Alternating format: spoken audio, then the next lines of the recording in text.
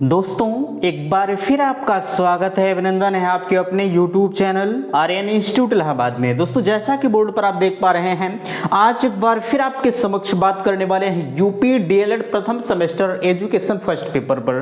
दोस्त मैं आप सभी से बताना चाहूँगा, पिछले 2 दिनों से आपकी क्लासें यहाँ पर नहीं हुई हैं। बिल्कुल उस कष्ट के लिए मुझे खेद है। मैंने आप सभी से कहा है कि पिछला 2 दिन कुछ क्लासें आपकी डिस्टर्ब रहेंगी और सेम वही हुआ भी। अगर देखा जाए तो हम आप लोगों की समक्ष जो पैड टेलीग्राम चैनल है, ऑलरेडी उस पर हम कंटेंट आप सभी के लिए प्रोवाइड कर रहे थे आपके पढ़ने के लिए। फिलहाल के लिए अगर उसमें जो चीजें आपको समझ में नहीं आ रही हैं, बिल्कुल आपको परेशान होने की जरूरत नहीं है। एक एक चीजों पर लेक्चर यहां से आप सभी के लिए प्रोवाइड किया जाएगा। मैं आपसे कहना चाहूंगा, संपूर्ण पाठ्यक्रम के हस्तलिखित नोट्स अगर आप सभी को प्राप्त करनी है तो बिल्कुल पैड टेलीग्राम चैनल बना हुआ है, लिंक डिस्क्रिप्शन में दी गई है।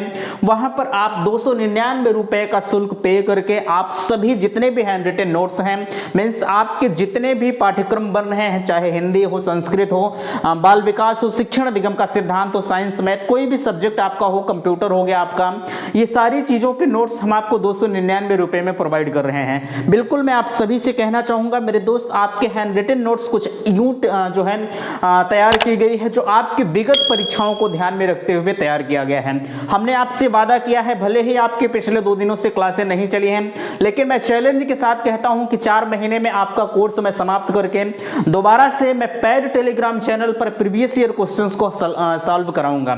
आपको अगर मेरे साथ अनवरत आप जुड़े रहते हैं प्रथम सेमेस्टर के लिए, तो मैं दावा आपके साथ करता हूं कि आपका 95% नंबर से अगर कम आता है तो आप मुझसे कहिएगा, लेकिन हाँ, आपको जितना मैं कहूंगा उतना आपको करना पड़ेगा। ऐसा नहीं है कि आप दूरस्थ शिक्षा ग्रहण कर रहे हैं, ठीक है, मतलब आप हमारे पास तो बैठे नहीं हैं, ठीक है, आप कहीं और से ग्रहण कर रहे हैं तो हम इस तरह से फाँक के मस्त हुए घूमें, तो ऐसे काम नहीं चलेगा। आपको पढ़ना पड़ेगा, तब जाके आपका 95% आएगा। ऐसा नहीं कि हमने आपसे कह दिया आपका 95% आएगा तो आएगा ही, आप पढ़िएगा मत, आपका 95% कैसे आ जाएगा।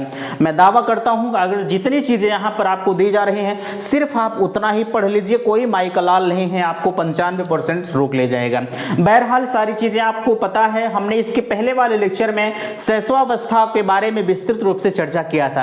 हमने आपसे कहा था शैशवावस्था, बाल्यावस्था, किशोरावस्था, प्रौढ़ावस्था, ये 4 अवस्थाएं आपके बीच में होती हैं। शैशवावस्था मींस इन्फेंसी की जो एज होती है, वह जन्म से 5 या 6 वर्ष का बालक जो है वह शैशव काल के अंतर्गत आता है। हमने इस पर बेहतरीन तरीके से आपसे चर्चा किया था। कई प्रकार के मनोवैज्ञानिक आपके बीच में आए थे, जैसे न्यूमैन हो गए, फ्रायड हो गए, ये सभी साइंटिस्ट आपके बीच में आए थे। अपने अपने स्तर से अपनी परिभाषाएं इन्होंने रखा था, ठीक है। सबसे पहली चीज यहां देख पा रहे हैं, आज का हमारा चर्चा का विषय है बाल्यावस्था मींस चाइल्डहुड, जो कि इसकी जो एज होती है वह 6 से 12 वर्ष तक होती है, ठीक है। 11 या 12 वर्ष हमने पिछले वाले लेक्चर में बताया है, लेकिन आप अधिकतम मान लीजिए 12 वर्ष तक, ठीक है। 6 से 12 वर्ष तक आपकी जो एज होती है वह कन्फर्म एज होती है। आप जब आप कभी परीक्षा देंगे तो 11-12 वर्ष आप याद रखिएगा, ठीक है, याद रखिए रहिएगा। 11 या 12 वर्ष, कभी कभी 11 वर्ष भी आपकी परीक्षा में दे देगा और कभी कभी 12 वर्ष भी दे देगा, और कभी कभी ऐसा होगा कि 6 वर्ष से 11 या 12 वर्ष दोनों ही प्रकार से दे देगा। तो इस वजह से सारी चीजों को आप ध्यान में रखिएगा, ठीक है। यह जो बाल्यावस्था आपकी होती है, यह जीवन का सबसे कठिन काल होता है, सबसे अनोखा काल होता है। कौन सा? बाल्यावस्था, जो कि इन्होंने कोल एंड ब्रोश ने कहा है 1 नंबर का फिक्स है, आपके एग्जाम में आना ही आना है, ठीक है। यह पूछा जाता है कोल एंड ब्रोश, ठीक है। यह यूपी टेट लेवल तक भी पूछा गया है कि जीवन का सबसे अनोखा काल कहा जाता है किस अवस्था को, ठीक है। तो आप बताएंगे जीवन का सबसे अनोखा काल भैया बाल्यावस्था को कहा जाता है। और वहीं अगर हम बात करें जीवन का सबसे महत्वपूर्ण काल कौन सा होता है, तो आप कहेंगे जीवन का सबसे महत्वपूर्ण काल जो होता है वह शैशवावस्था होता है। क्योंकि शैशवावस्था का जो बालक होता है वह अपने आप पे फ्री होता है। फ्री होने का मतलब समझिएगा, ठीक है, फ्री होने का मतलब वह पूरी तरह से अपने माँ बाप पर निर्भर होता है। लेकिन यह जो होता है, यह जीवन का सबसे अनोखा काल कहा जाता है बाल्यावस्था। अब क्यों कहा जाता है, ये आपकी परीक्षा में नहीं पूछा जा सकता, ठीक है। सिर्फ इतना ही पूछेगा कि जीवन का सबसे अनोखा काल किसे कहा जाता है, तो आप बताएंगे जीवन जीवन का सबसे अनोखा काल कहा जाता है बाल्यावस्था को। लेकिन वहीं अगर कहा जाए, देखिए थोड़ी सी भूमिका बनाना बड़ा जरूरी होता है। अगर हम डायरेक्टली आपसे बाल्यावस्था पर ही चर्चा कर दें, अगर हम मान लें कि आपने इसके पहले वाला लेक्चर नहीं देखा है, तो थोड़ा सा अगर उस लेक्चर पर हम चर्चा कर देंगे इसके पहले वाले पर, तो सारी चीजें खुद ब खुद आपको समझ में आ जाएंगी। लेकिन मैं आपसे निवेदन करूंगा, कभी भी आप जो है कूद फांद कर मत पढ़िए, पहले आप सीरियल से पढ़ते हुए आइए, क्योंकि आपको प्रथम सेमेस्टर का एग्जाम देना है। अदरवाइज आपको आगे और भी चीजें देखना है। पहले आप पहले वाले लेक्चर को देखिए, उसके बाद इस पर आइए, सारी चीजें आपको समझ में ना आए तो आप मुझसे बताइएगा, ठीक है। लिखा जा रहा है कोल एंड ब्रूस के अनुसार जीवन का सबसे अनोखा काल, यह चीज आप ध्यान में रखिएगा। सबसे ऊपर आप देख पा रहे हैं लिखा गया है यह मानव विकास की दूसरी अवस्था है। बिल्कुल, हमने आपसे कहा कि सबसे पहली अवस्था जो होती है वह शैशवावस्था होती है, और दूसरी अवस्था जो आपकी होती है वह बाल्यावस्था होती है, जो कि आपके समक्ष जो है दिया गया है, ठीक है। देखिए आगे कहा जा रहा है, इस अवस्था में बालक के अंदर कुछ ऐसे परिवर्तन होते हैं जिसे न ही अध्यापक समझ पाता है और न ही आपके माँ बाप, आपके अभिभावक समझ पाते हैं। जैसे आपके घर में एक छोटा सा बालक होगा 6 से 12 वर्ष तक का, ठीक है, आप उसे जो है कोरिलेट इसी से करिएगा। कभी भी हमने आपसे कहा है, जब भी आप एजुकेशन फर्स्ट पेपर को पढ़िएगा, मीन्स जो है बाल विकास एवं सीखने की प्रक्रिया, तो आप एक छोटे से बच्चे को केंद्र बिंदु मान लीजिएगा, ठीक है। आपके घर में छोटा सा बच्चा होगा, आप उसी को सोच हमें इसी का अध्ययन करना है, ठीक है। सारी चीजें खुद ब खुद आपको समझ में आएंगी। कहा जा रहा है कि इस अवस्था में बालक के अंदर कुछ ऐसे परिवर्तन होते हैं जो ना ही अभिभावक समझ पाते हैं और ना ही आपके शिक्षक समझ पाते हैं। बिल्कुल, अब यह कहने का मतलब क्या है, कभी कभी आपने बालक को देखा होगा जो कि वह अपने आप में बड़ा ही तीव्र होता है, ठीक है। तो बालक के अंदर कुछ ऐसा परिवर्तन एकाएक हो जाता है, वो ना ही हम समझ पाते हैं और ना ही आप कहते हैं यार ये कैसे हो गया, ठीक है। एक छोटा सा बालक इतना कर गया। आपने देखा होगा कौटिल्य को, ठीक है, वह किस तरह का बालक है, कहीं ना कहीं वह अपने प्रतिभा का धनी है, ठीक है। तो ऐसे ऐसे यही चीजें आपसे कहा जा रहा है, यार रोंगटे खड़े हो जाते हैं, आप देख सकते हैं, ठीक है। तो कभी कभी होता है बालक के अंदर जो भी परिवर्तन हो जाते हैं कोई समझ नहीं पाता है, ठीक है। इसमें कहा जा रहा है यह अवस्था, इस अवस्था में आत्मनिर्भरता की भावना पाई जाती है। बिल्कुल, एक छोटा सा बालक, जब भी आपने 6 से 12 वर्ष तक का बालक देखा होगा, तो उसके अंदर आत्मनिर्भरता मींस अपने आप पर वह कुछ न कुछ डिपेंड हो जाता है। जैसे कपड़े पहनना, जो है हाथ पैर धुलना, ब्रश मंजन करना, ये सारी चीजें अपने आप करने लगता है। लेकिन कुछ ऐसे बालक होते हैं जो 6 से 7 वर्ष के हो जाते हैं, तब वो नहीं कर पाते हैं। हमने आपसे कहा है कि जो अपने आप में प्रतिभा के धनी होते हैं, ठीक है, यह शैशवावस्था के बालक, ठीक है, इस अवस्था में आत्मनिर्भरता की भावना पाई जाती है। बिल्कुल, इस अवस्था में बालक जो भी होता है वह अपने कुछ न कुछ कामों को स्वयं करने लगता है, ठीक है। इतनी बातें आपको समझ में आई होंगी। शैशवावस्था का बालक ये सब नहीं कर पाता है, ठीक है। चलिए आगे आप देख पा रहे हैं कोल एंड ब्रूस जीवन का सबसे अनोखा काल कहाँ है। यह 1 नंबर का क्वेश्चन आपका फिक्स होता है भैया, इसे आप थोड़ा सा ध्यान में रखते हुए चलिएगा, ठीक है। सारी चीजें आपको समझ में आ रही हैं। बहरहाल अगर कहीं आपको समस्या है तो आप मुझे कमेंट करके जरूर बताइएगा। देखिए, मैं आप सभी से कहना चाहूंगा, हमारे पास नोट्स रखी रहती है, क्योंकि भैया एक शिक्षक जो भी होता है वह बिना पढ़े किसी को पढ़ा नहीं पाता है, ठीक है। हम भी आपसे कहते हैं, हम इतने तेज तर्रार नहीं हैं, ठीक है। हमें अपना बखान स्वयं नहीं करना है, हम भी पहले आपके लिए पढ़ते हैं, समझते हैं, सोचते हैं कि आपके लिए कंटेंट क्या दिया जाए जो आपकी परीक्षा की दृष्टि से महत्वपूर्ण नहीं है। ऐसा नहीं है कि आंख मिचते हुए आ जाए और बाँच कर चले जाए, ऐसा ये काम हमारा नहीं है। हम विलंब से एक लेक्चर आपको प्रोवाइड करेंगे, लेकिन जो भी देंगे वह आपकी परीक्षा की दृष्टि से महत्वपूर्ण हो। यही एक शिक्षक का सबसे बड़ा धर्म होना चाहिए। हमें व्यूज और वॉच टाइम की जरूरत नहीं है, आपका काम हो जाए, सबसे बड़ी एक खुशी वही होती है, ठीक है। कहीं किसी भी मोड़ पर जब आप हमसे मिलेंगे, आप बताएंगे कि आपका दिया हुआ चीज हमारी परीक्षा में आया था, तो हमें बड़ी खुशी उत्पन्न होती है। ऐसे से बहुत सारे कैंडिडेट हैं जो बताते हैं कि भैया आपने हमें जो बताया है वो सारी चीजें हमारी परीक्षाओं में मिली हैं। ऐसा तो है नहीं कि हमने जितना बता दिया जो है सारी चीजें रामबाण है, बिल्कुल नहीं। कुछ उसमें से अगर आपको 100% बताया गया है तो मैं दावे के साथ आपसे कह सकता हूं कि 70% कंटेंट फंस जाएंगे, ठीक है। यह लेक्चर आप देखिएगा, इस लेक्चर से जरूर मैं दावा करता हूं कि 2 क्वेश्चंस आपके प्रथम सेमेस्टर के एग्जाम में फंसेगा, ठीक है। आप देख लीजिएगा, लिखित आप रख लीजिए कहीं, आपने कहा था, ठीक है। बहरहाल सारी चीजें अपने मुख से अपना बखान नहीं करना चाहिए, ठीक है। चलिए यहाँ नोट करके लिखा गया है, शिक्षा ग्रहण करने की यह आयु सर्वोत्तम मानी जाती है। आज के समय में अगर देखा जाए बालक 4 वर्ष का हो जाता है तब से लोग स्कूल भेजना शुरू कर देते हैं। देखिए कभी कभी होता क्या है कि जब आप एक छोटे से बालक को 4 वर्ष का बालक है, जब उसकी खेलने कूदने की उम्र होती है तब से आप उसको जो है स्कूल भेजना शुरू कर देते हैं, तो कहीं ना कहीं उसके अंदर हीन भावना आ जाती है। कभी आप एक चीज का जरूर ध्यान रखिएगा, हालांकि आप प्ले वे स्कूल में भेजते हैं, वहां पर बालक खेलता कूदता है, खेल कूद से सारी चीजें वो सीख सकता है, लेकिन जो वैज्ञानिकों के अनुसार आपकी एज मानी गई है, ठीक है, वह 6 से 12 वर्ष तक की मानी गई है। मींस 5 वर्ष जब आपका बालक क्रॉस करता है तब जाके आप उसे फर्स्ट में एडमिशन करवाते हैं। लेकिन आज तो एलकेजी यूकेजी तमाम नर्सरी वर्सरी चल गए हैं, ये सारी चीजें आपके बीच में आ गई हैं। पहले होता था बच्चा सीधे 1 में पढ़ता था, जब प्राथमिक विद्यालय आप में चला होगा, ठीक है, आप 1 में गए, 2 में गए, 3 में गए, 4 में गए, इस तरह से पढ़ते हुए आएंगे।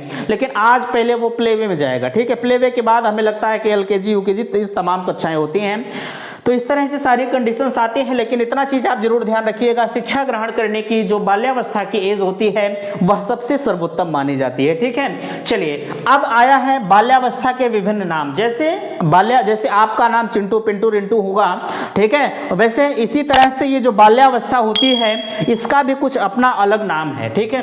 नाम का मतलब क्या है, कभी कभी आपके एग्जाम में पूछा जा सकता है कि एलिमेंट्री स्कूल एज की आयु हम किस अवस्था को कहते हैं। आप कहेंगे बाल्यावस्था को कहते हैं। गैंग एज किसे कहते हैं, समूह की अवस्था, ठीक है। कभी कभी गैंग एज डायरेक्ट हिंदी में लिख के पूछ लेगा, ठीक है। जैसे आपसे कह देगा गैंग एज, गैंग एज आपसे कह देगा, ऐसा तो है नहीं, यह हिंदी लिख दिया है, लेकिन यह आपकी इंग्लिश वर्ड है, ठीक है। हिंदी इसका होगा समूह की अवस्था। तो इस चीज को आप ध्यान में रखिएगा। ये सारी चीजें इंग्लिश में लिखने का सिर्फ एक ही सेंस है कि आप इंग्लिश को भी थोड़ा सा कोरिलेट करिए इससे। बहरहाल हिंदी में ही आपसे पूछा जाएगा, लेकिन कभी कभी आपको फंसाने के लिए इंग्लिश वर्ड यूज कर देता है, तो वहीं आप हैंग कर जाते हैं, तो आप उससे दूर रहिए, ठीक है। लिखा जा रहा है प्रारंभिक विद्यालय की आयु मींस एलिमेंट्री स्कूल। आप देखे होंगे कि यह जो बाल्यावस्था की उम्र होती है, इस अवस्था में बालक विद्यालय जाना प्रारंभ करता है, इसलिए इसे स्कूल एज मींस प्रारंभिक विद्यालय की अवस्था कहा जाता है। आज के समय की बात छोड़ दीजिए, हम वैज्ञानिक रीजन की बात कर रहे हैं। जो मनोचिकित्सक हैं, मनोवैज्ञानिक होते हैं, उनके अनुसार अगर हम कहें तो जो विद्यालय जाने की प्रथम एज होती है वह 6 से 12 वर्ष तक की, 6 से अपर लेवल तक के जो विद्यार्थी होते हैं वो विद्यालय जाना प्रारंभ करते हैं। समूह की अवस्था आपने देखा होगा, आपके घर में छोटे छोटे बच्चे होंगे, गैंग एज जिसे हम कहते हैं, ठीक है। छोटे छोटे बच्चे होंगे, वह एक समूह बना लेते हैं। आप हमारे साथी हो, वो हमारा साथी है,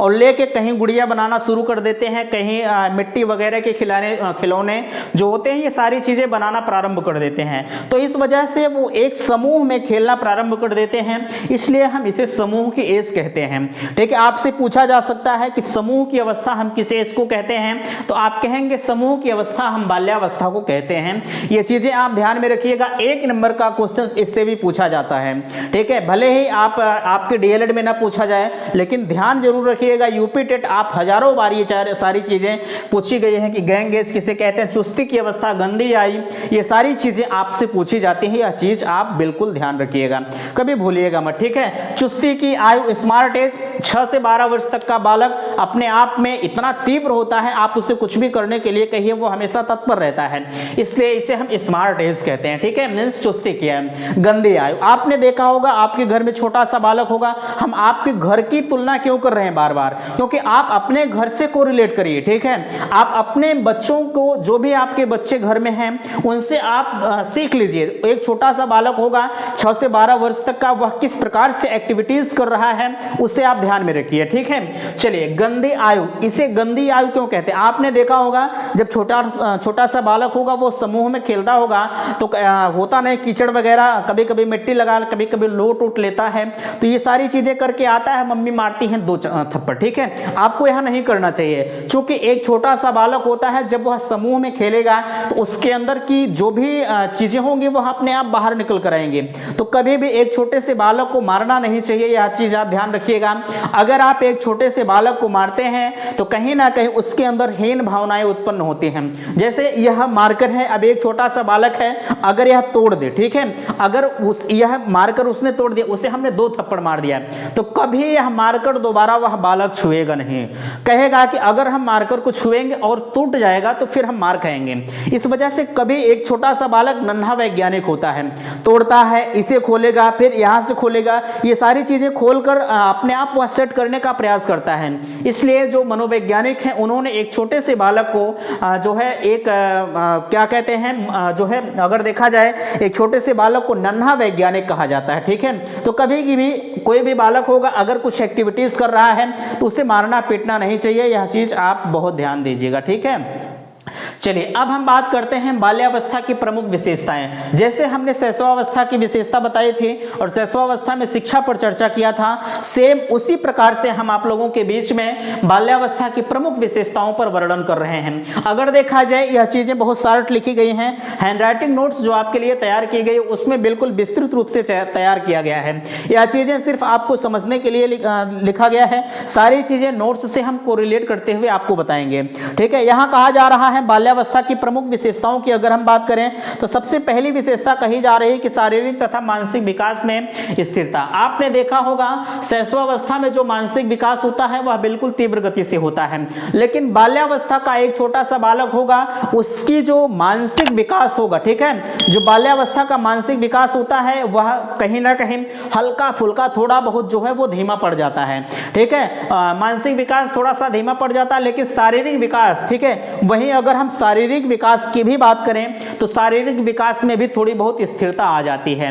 ठीक है। और बालक के अंदर जो एक छोटा सा बालक जब होता है वो अपने बड़ा चंचल प्रवृत्ति का होता है, ठीक है। तो ये सारी चीजें, चंचलता भी उसकी घटने लगती है, मानसिक परिपक्वता वह दिखाई देने लगती है और प्रौढ़ों के समान कभी कभी आपने देखा होगा एक छोटा सा बालक आपसे इस तरह से बातें करेगा, बड़े आप अचंभित होंगे कि यार एक छोटा सा बालक इस तरह से बातें कर रहा है, ठीक है। वह कभी कभी वयस्कों की तरह बात करता है, ठीक है। ये चीजें आप नोट करिएगा, ठीक है। नोट करने के साथ साथ यह चीज आप अपने घर में जो है देखिएगा कि एक बालक हमसे किस प्रकार से बिहेव कर रहा है, ठीक है। अगर आप इस तरह से देखते हैं तो कहीं ना कहीं यहाँ जो चीजें आपसे बताई जा रही हैं वो अपने आप में स्थिर होती ही चली जाएंगी, ठीक है। इसमें आगे आपसे कहा जा रहा है 2 नंबर में मानसिक योग्यताओं में वृद्धि।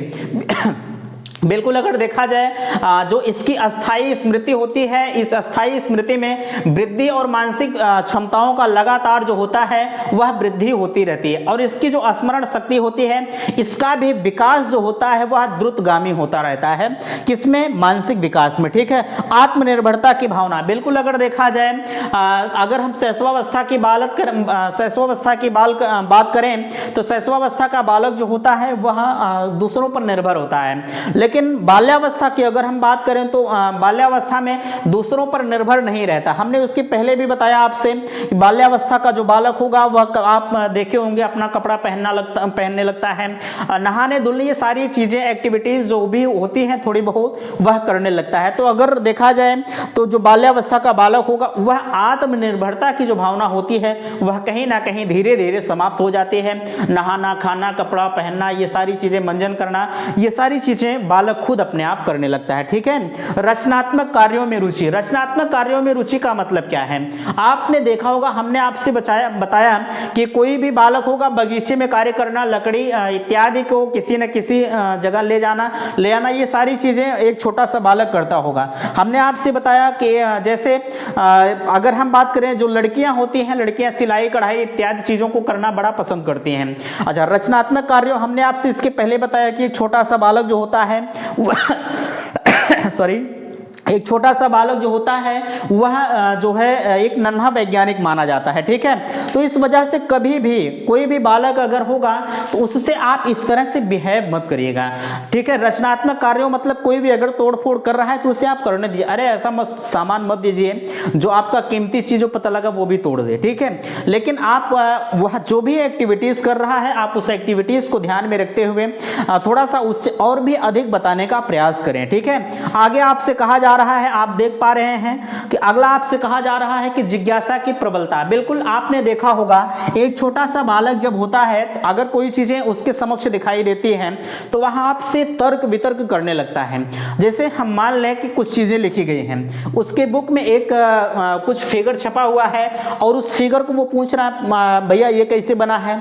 आपने बताया कि ये फिगर बना हुआ है इस तरह से, ऐसा क्यों बना है? ठीक है, फिर आपने बताया कि ऐसा इसलिए बना है कि इसका मुख जो है ऐसे होता है, फिर पूछेगा कि इसका मुख ऐसे कैसे होता है। ठीक है, तो इस तरह से आपसे बातें करता है, उसके अंदर जिज्ञासा की प्रबलता पाई जाती है, वह जानने के लिए इच्छुक होता है कि हम कितनी चीजें इनसे अर्जित कर लें। ठीक है, इसलिए कभी भी जिज्ञासा जो भी एक छोटे से बालक की है, वह जिज्ञासा आप पूर्ण करने का प्रयास करें। जब आप उसकी जिज्ञासा को पूर्ण करने का प्रयास करेंगे, जाहिर सी बात है बालक आपसे लगाव करना प्रारंभ कर लेगा, और जब वह पूछेगा ये कैसे बना है, फटाक से आप मार दीजिए एक थप्पड़, कभी भी आपसे दोबारा पूछने की जरूरत नहीं करेगा। ठीक है, तो कभी भी किसी भी बालक के अंदर जिज्ञासा की प्रबलता जो भी है वह आपको दबाने का प्रयास नहीं करना चाहिए और उसे अधिक से अधिक निखारने का प्रयास करना चाहिए। ठीक है, आगे समूह की प्रबलता, यह सामूहिक की प्रबलता। एक 6 से 12 वर्ष का बालक जो भी होगा, हम सिर्फ बाल्यावस्था की बात कर रहे हैं, मीन्स चाइल्डहुड की। ठीक है, एक छोटा सा बालक जो होगा वह समूह में खेलने के लिए ज्यादा उत्सुक है। ठीक है, वह समूह में खेलना प्रारंभ करता है, उसकी सामूहिक प्रवृत्ति की प्रबलता जो है वह अत्यधिक पाई जाती है। बहरहाल इतनी चीजें आपको समझ में आए होंगे। कहीं भी अगर किसी भी प्रकार की आपको समस्या हो रही है तो प्लीज आप कमेंट सेशन में मुझे जरूर बताएंगे। हमने आपसे वादा किया है कि अगर आपको कहीं भी समस्या हो रही है तो बिल्कुल आप कमेंट करके मुझे बताइएगा, हम नेक्स्ट अगले लेक्चर में फिर से उसे दोबारा से समझाने का प्रयास करेंगे। वैसे हमें तो नहीं लगता कि आपको समस्या होती होगी, बहरहाल कुछ लोग तीव्र होते हैं, कुछ लोग धीम होते हैं, तो आप जरूर मुझे बताइएगा। अगर हमारे अंदर पढ़ाने में कुछ कमियां हैं तो आप उसे भी बताने का प्रयास करिएगा। ठीक है, क्योंकि कोई भी अपने आप में पूर्ण नहीं होता, कुछ न कुछ कमियां सबके अंदर होती हैं। क्या हम ज्यादा स्पीड से आपको बोलकर पढ़ा रहे हैं? कुछ किसी भी प्रकार की अगर आपको समस्या होती है तो आप बेझिझक हमसे कह सकते हैं। ठीक है, आपके समक्ष नीचे टेलीग्राम लिंक है, उसे भी ज्वाइन करके आप डायरेक्टली मैसेज कर सकते हैं। बहरहाल कुछ भी दिक्कत है तो आप कर सकते हैं। लिखा जा रहा है बाल्यावस्था में शिक्षा। एक बाल्यावस्था का बालक है, वह बाल्यावस्था में शिक्षा किस प्रकार से ग्रहण कर सकता है, थोड़ा सा आप इस पर ध्यान रखिएगा। ठीक है, चलिए आगे आपसे कहा जा रहा है बाल्यावस्था में शिक्षा के दौरान कहा जा रहा है शिक्षा और विकास का आपस में घनिष्ठ संबंध है। बिल्कुल एक छोटा सा बालक होता है, जब वह शिक्षित होगा तबे जाके वह विकास कर पाएगा। ठीक है, और आगे कहा जा रहा है शिक्षा एक विकास की प्रक्रिया है जो बाल्यावस्था के जीवन की महत्वपूर्ण अवस्था है। बालक के शिक्षा का उत्तरदायित्व तो माता पिता तथा समाज पर होता है। एक छोटा सा बालक होता है, अगर आपके घर में रोज कलह हो रही है, रोज लड़ाई झगड़ा हो रहा है, आपके घर में कोई अल्कोहल वगैरह का सेवन कर रहा है, कोई नशा युक्त कार्य कर रहा है, तो जाहिर सी बात है आपके घर में जो छोटा सा बालक होगा कहीं ना कहीं आने वाले समय में उसके अंदर भी वह लत लग जाएगी। कभी भी अगर आप इस चीज का सेवन कर रहे हैं, कोई भी चीज अगर आपके अंदर गलत चीजें हैं तो आप उस बालक के पास दिखाने का प्रयास मत करें। आप कहीं अदरवाइज कर सकते हैं, जैसे ड्रिंक वगैरह कर रहे हैं तो कहीं भी आप कर लीजिए, लेकिन अगर आप अपने घर में लाकर अपने बच्चों के सामने इस तरह का बिहेव कर रहे हैं तो कहीं ना कहीं आप बिल्कुल गलत कर रहे हैं। मैं दावे के साथ कह रहा हूं कि अगर आप 2-4 साल इसी तरह से करते रहे तो आपके घर का बालक जो होगा वह धीरे धीरे टेस्ट लेना प्रारंभ कर देगा। ठीक है, और धीरे धीरे टेस्ट लेते लेते वह आपसे भी आगे निकल जाएगा। एक कहावत आपने सुना होगा, फिलहाल याद नहीं आ रहा, बताएंगे आपको। ठीक है, तो बस हमारा कहने का सेंस इतना है कि आप अपने बच्चों के पास इस तरह का बिहेव ना करें जो आपको आपके बच्चे को गलत दिशा में ले जाए। ठीक है, सारी चीजें आप खुद समझ रहे हैं, ज्यादा बात करने की जरूरत नहीं है। ठीक है, चलिए आगे आपसे कहा जा रहा है कि शारीरिक विकास का ध्यान। बिल्कुल अगर देखा जाए एक छोटा सा बालक जो होता है, जब कभी भी आप बाल्यावस्था में जब भी शिक्षा दिया करें तो जो है उसके शारीरिक विकास को ध्यान में रखते हुए या मानसिक विकास को, ये सारी चीज़ों को ध्यान में रखते हुए शिक्षा दिया करें। ठीक है, स्वस्थ शरीर में स्वस्थ मस्तिष्क का निवास होता है, ये कथन किसने कहा है? ये कथन अरस्तु महोदय ने कहा है। ये चीज़ें आप सभी को पता है। ठीक है, और इसमें कहा जा रहा है बालक के उत्तम स्वास्थ्य के लिए संतुलित भोजन और संतुलित और पौष्टिक भोजन देना चाहिए। जाहिर सी बात है, हमने आपसे जब शैशवावस्था पर हम आपसे चर्चा कर रहे थे उसी वक्त हमने आपको भैया बताया था कि एक बालक को कभी भी आप ये जो मैगी वगैरह होती है ना, ये चीजें आप उसे सेवन करने के लिए मत दिया करें। क्योंकि हमने आपसे कहा कि आप जब भी किसी बालक की शारीरिक और मानसिक का विकास करना है तो आप उसे पौष्टिक भोजन दीजिए, हरी सब्जियां दीजिए, ये सारी चीजों का सेवन आप कराइए। लेकिन ये जो मैगी होती है और ये क्या कहते हैं पास्ता वगैरह होता है, ये चीजें आप सेवन करने के लिए मत दीजिए। कभी कभी होता क्या है कि आपने देखा होगा कि बालक के अंदर जो है अंदर से कुछ न कुछ कमियां होती चली जाती हैं। अगर एक अच्छे स्कूल में अगर आपका बालक जा रहा है तो आपके घर फोन भी वो कर देते हैं कि भैया इस तरह का भोजन बच्चों को मत दीजिए, क्योंकि इस तरह के भोजन बच्चे को जो है कहीं ना कहीं अलग दिशा में ले जाएंगे। इस वजह से कभी भी शारीरिक विकास के लिए तली भुनी चीजों का सेवन थोड़ा सा न करें तो बेहतर होगा। ठीक है, हालांकि ये चीजें आप समझ पा रहे हैं। बाल मनोवैज्ञानिक आधारित शिक्षा, बिल्कुल पहले आपने देखा होगा प्राचीन समय की अगर हम बात करें, ठीक है, तो प्राचीन समय में जो शिक्षा बच्चों को दी जाती थी वह शिक्षक केंद्रित शिक्षा होती थी। मीन्स शिक्षक जैसे चाहता था। अभी आज अगर हम बात करें, अगर शिक्षक केंद्रित शिक्षा होती तो हम जैसे चाहते आपको वैसे शिक्षा ग्रहण कराते।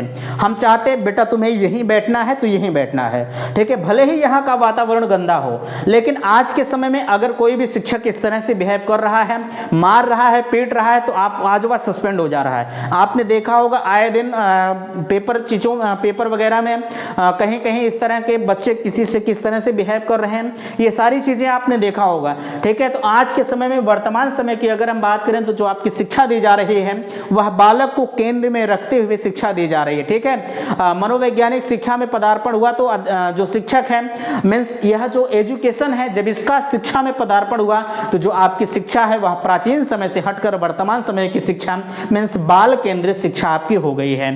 ठीक है, बालक की सारी चीज़ों को ध्यान में रखते हुए शिक्षा प्रदान की जा रही है। ठीक है, आपने सारी चीज़ों को देखा होगा। सेम आपके साथ भी वही चीज़ें लागू होती हैं। खेल तथा क्रिया के द्वारा आज के वर्तमान समय की अगर हम बात करें तो छोटा सा बालक जब होता है वह पहला एडमिशन जब होता है तो उसका प्ले वे स्कूल में होता है। ठीक है, शिक्षक क्या करते हैं, तमाम तरह की दाइयाँ होती हैं, कुछ भी बालक करता है तो दाई साफ सफाई इत्यादि पर ध्यान रखती है। ठीक है, लेकिन खेल तथा क्रिया द्वारा शिक्षा, जब भी बालक किसी चीज को खेल रहा है, ठीक है, तो बालक खेल के द्वारा वह शिक्षा ग्रहण करता है। ठीक है, बालक अगर दे दिया जाता, उसके बुकों में आपने देखा होगा इस तरह से फिगर बने होते हैं, बेटा ऐसे ऐसे गिन लो, ये कितना है, 1 है, 2 है, 3 है, 4, हालांकि यह नंबरिंग तो नहीं रहती है, और लास्ट में दिया होता इस तरह से गिनकर बेटा लिख दो कितना है, 5 है। ठीक है, तो खेल द्वारा शिक्षा हुआ कि नहीं हुआ? थोड़ा सा यह जो गोला हमने बनाया है यह और अट्रैक्टिव होता है और अच्छा बनता है। इस वजह से आप जब भी इन चीज़ों को पढ़िएगा या बच्चों को पढ़ाइएगा तो अगर खेल में 6 से 12 वर्ष तक के बच्चों को तो वैसे आप खेल में सिखाइए। ठीक है, अगर खेल द्वारा सिखा रहे हैं तो ज्ञान जो होगा वह अस्थायी स्मृति में जाता है। स्मृतियां भी कई प्रकार की होती हैं, अस्थायी अस्थायी।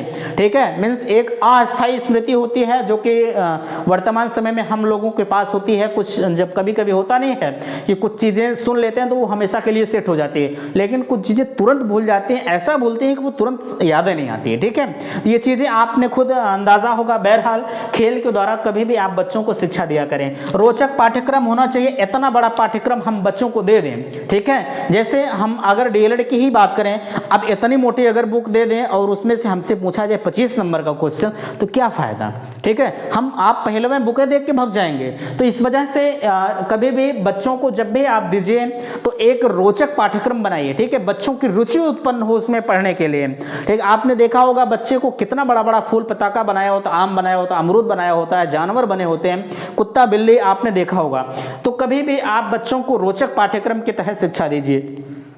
ठीक है, सॉरी, यहाँ लिखा जा रहा है भाषा विकास पर ध्यान। बिल्कुल कभी भी हमने आपसे जो पहले अभी बताया कोई अल्कोहल वगैरह का सेवन आप मत करिए। आप घर में गाली गलौज कर रहे हैं तो सेम वही एक छोटा सा बालक भी सीख लेता है। ठीक है, तो कभी भी आप भाषा विकास के लिए बच्चों को अच्छी शिक्षा ग्रहण कराइए। ठीक है, अच्छे इन्वायरमेंट में उसका पालन पोषण कराइए, मानसिक विकास पर ध्यान दीजिए उसके, और रचनात्मक कार्यों की व्यवस्था करिए। जैसे हमने आपसे बताया कि एक छोटा सा बालक जो होता है वह अपने आप में नन्हा वैज्ञानिक होता है। तो जब बालक बालक नन्हा वैज्ञानिक होगा, वह तोड़ फोड़ करके जब वह कोई चीज़ सीखता है तो उसकी वो अस्थायी स्मृति में चली जाती है, और जब भी चीज़ें आपके अस्थायी स्मृति में चली गई तो कभी वह भूलती नहीं है। ठीक है, उम्मीद करते हैं कि बातें आपको समझ में आई होंगी। प्लीज़ अगर लेक्चर आपको अच्छा लगा है तो आप मुझे कमेंट सेक्शन में अपना फीडबैक अवश्य दीजिए। हम बीच में लाइक वाइक करने की बात नहीं करते हैं, लेकिन लास्ट में हम एक बार आपसे जरूर कहते हैं कि अगर आपको अच्छा लग रहा है तो वीडियो को लाइक करके अपने दोस्तों में शेयर जरूर करिएगा। वीडियो यहीं समाप्त करते हैं, नेक्स्ट मिलते हैं अपने अगले लेक्चर में। तब तक के लिए थैंक्स, धन्यवाद।